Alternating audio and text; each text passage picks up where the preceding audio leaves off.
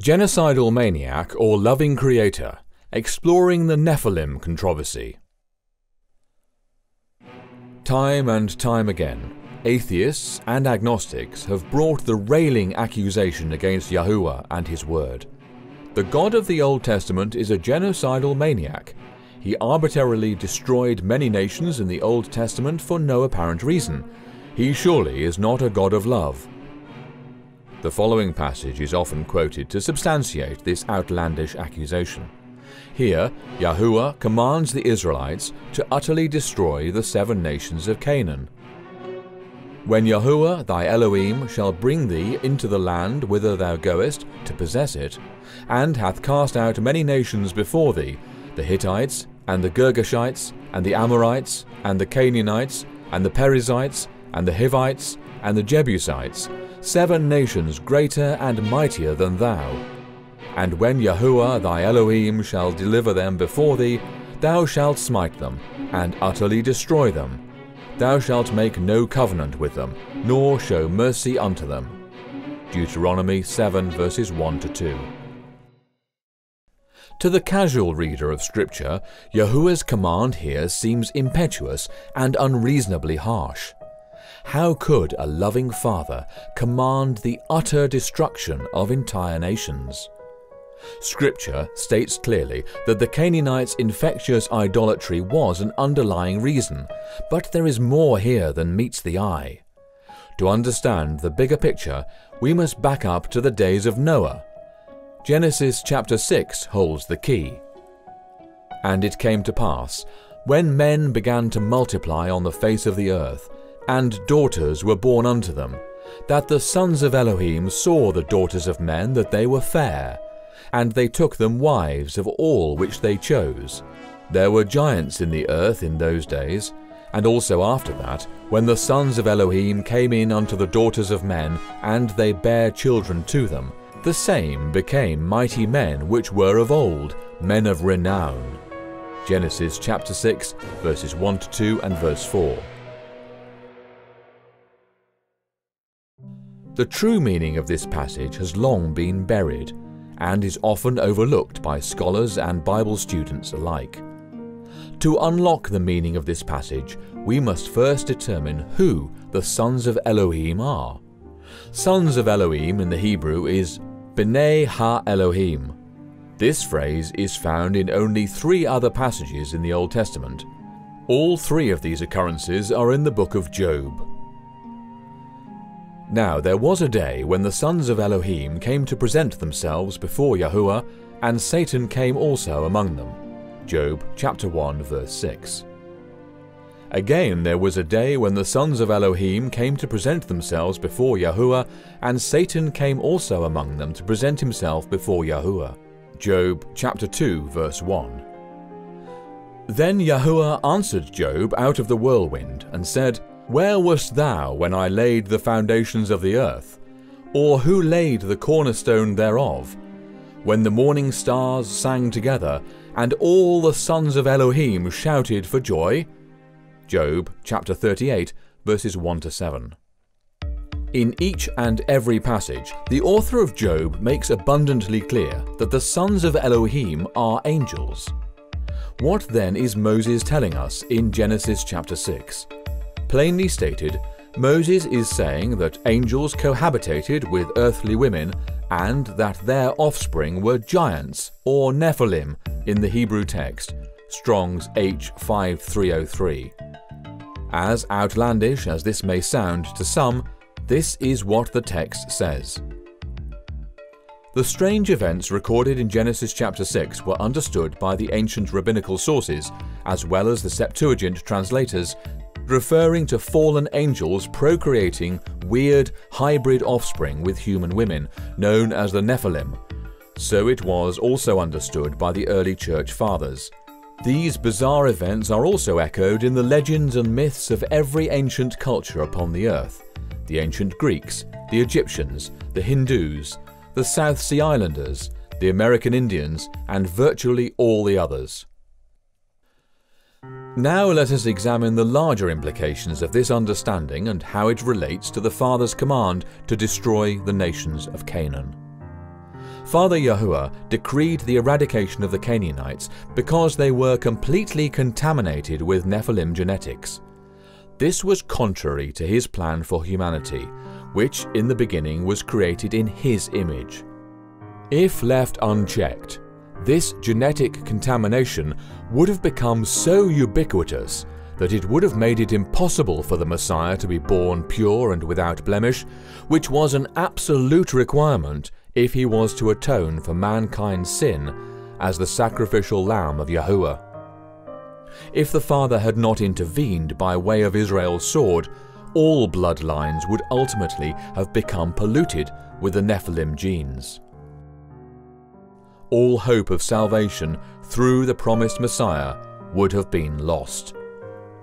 Because Scripture does not mention a second instance of angels cohabitating with women, and because the Nephilim resurfaced after the flood, it must be deduced that the Nephilim genetics somehow survived the flood. All things considered, it was most likely Noah's sons' wives who carried the Nephilim genes and passed them on to some of their offspring. While this proposition might come as a shock to many, it is the most reasonable deduction based on the chronology of Genesis 6 and the details of the post-flood record. Let us examine the order of events validating these conclusions. 1. Fallen angels mate with earthly women. And it came to pass, when men began to multiply on the face of the earth, and daughters were born unto them, that the sons of Elohim, angels, saw the daughters of men that they were fair, and they took them wives of all which they chose. And Yahuwah said, My spirit shall not always strive with man, for that he also is flesh, yet his days shall be 120 years. There were giants, Nephilim, in the earth in those days, and also after that, when the sons of Elohim, angels, came in unto the daughters of men, and they bare children to them. The same became mighty men which were of old, men of renown. Genesis chapter 6, verses 1-4. 2. As a consequence of the angelic incursion mentioned in Genesis 6, verses 1-4, man's heart becomes inexorably entrenched in evil thoughts. And Elohim saw that the wickedness of man was great in the earth, and that every imagination of the thoughts of his heart was only evil continually. And it repented Yahuwah that he had made man on the earth, and it grieved him at his heart. Genesis 6, verses 5-6. 3. Yahuwah says that he will have to destroy man from the face of the earth. And Yahuwah said, I will destroy man whom I have created from the face of the earth, both man and beast, and the creeping thing, and the fowls of the air, for it repenteth me that I have made them. Genesis 6, verse 7. 4. Noah is said to be genetically pure. But Noah found grace in the eyes of Yahuwah. These are the generations of Noah. Noah was a just man and perfect in his generations, and Noah walked with Elohim. Genesis 6, verses 8-9. The word translated as perfect in this passage is tamim, Strong's H 8549. In context, this word appears to be a reference not just to Noah's conduct, but to his genetic purity. The Passover lamb and the red heifer, for example, were to be tamim, without physical blemishes, as were all sin offerings. See Exodus chapter 12 verse 5, Numbers chapter 19 verse 2, and Leviticus chapter 4 verse 3. 5. Noah begat 3 genetically pure sons. And Noah begat 3 sons, Shem, Ham, and Japheth.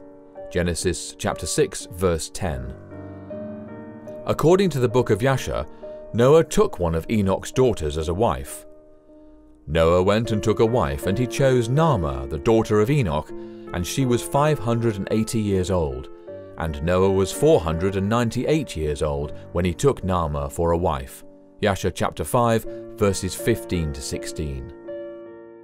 Given Enoch's unassailably righteous track record, it is reasonable to conclude that Noah's wife, Enoch's daughter, was genetically pure, and consequently so were Noah's sons.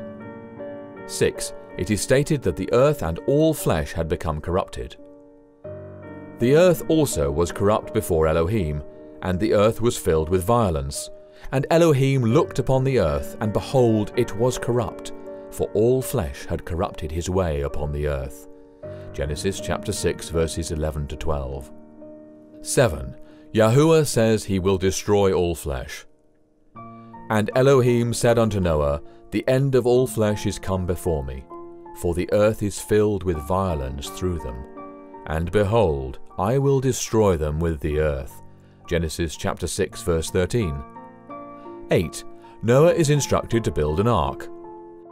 Make thee an ark of gopher wood. Rooms shalt thou make in the ark, and shalt pitch it within and without with pitch. And behold, I, even I, do bring a flood of waters upon the earth, to destroy all flesh, wherein is the breath of life from under heaven, and everything that is in the earth shall die. Genesis chapter 6 verses 14 to 17. 9. Scripture mentions Noah's sons' wives for the first time. But with thee I will establish my covenant, and thou shalt come into the ark, thou, and thy sons, and thy wife, and thy sons' wives with thee. Genesis chapter 6 verse 18. It is critically important to note here that Moses makes no mention of Noah's sons' wives until after it is clearly established that all flesh had become corrupted. Yahuwah says that he will destroy all flesh. Noah is instructed to build an ark. This strongly suggests that Noah's sons' wives were not genetically pure. They were likely carrying at least a trace of the Nephilim gene. This is evidenced by the following facts. The giants re-emerged after the flood without a second angelic incursion. Noah was genetically pure, and the contextual evidence suggests that his sons were also. There was no mention of the wives until after it was stated that all flesh had become corrupted. The book of Yasher corroborates this understanding by telling us that the wives were not chosen until after the ark was built. See Yasher chapter 5 verses 33 to 35. 10. Yahuwah floods the earth. And every living substance was destroyed which was upon the face of the ground, both man and cattle, and the creeping things, and the fowl of the heaven, and they were destroyed from the earth. And Noah only remained alive, and they that were with him in the ark. And the waters prevailed upon the earth 150 days. Genesis chapter 7 verses 23 to 24. 11. Giants or Nephilim re-emerge after the flood. In Genesis chapter 9 verse 1, Yahuwah blessed Noah and his sons, and said unto them, Be fruitful, and multiply, and replenish the earth. Moving on to Genesis chapter 10, one can become a bit lost in all the generations of Noah. However, it is imperative to note the descendants of Ham, in particular his son Canaan. And Canaan begat Sidon, his firstborn, and Heth, and the Jebusite, and the Amorite, and the Girgasite, and the Hivite, and afterward were the families of the Canaanites spread abroad. Genesis chapter 10 verses 15 to 18. Now we fast forward to Numbers chapter 13, where Yahuwah spoke to Moses and instructed him to send men to search out the land of Canaan. This was their report. The Amalekites dwell in the land of the south, and the Hittites, and the Jebusites, and the Amorites dwell in the mountains, and the Canaanites dwell by the sea and by the coast of Jordan. And Caleb stilled the people before Moses, and said, Let us go up at once and possess it, for we are well able to overcome it. But the men that went up with him said, We be not able to go up against the people, for they are stronger than we. And they brought up an evil report of the land which they had searched unto the children of Israel, saying, The land through which we have gone to search it is a land that eateth up the inhabitants thereof, and all the people that we saw in it are men of great stature. And there we saw the giants, Nephilim, the sons of Anak, which come of the giants. And we were in our own sight as grasshoppers, and so we were in their sight. Numbers chapter 13, verses 29 to 33. Note that the nations of giants listed here are all Canaanite nations, meaning they are all descended from Noah's grandson, Canaan, and are the ones that Yahuwah commanded Israel to utterly destroy. While only 4 of the 7 Canaanite nations are mentioned here by the spies, it would have been understood that the remaining 3 were included as they were part of Canaan. It is likely that the spies did not mention the Girgashites, the Perizzites, and the Hivites by name because of the route that they took when they spied out the land. The spies came in through the wilderness of Zin in the south, and then proceeded northward as far as Rehob.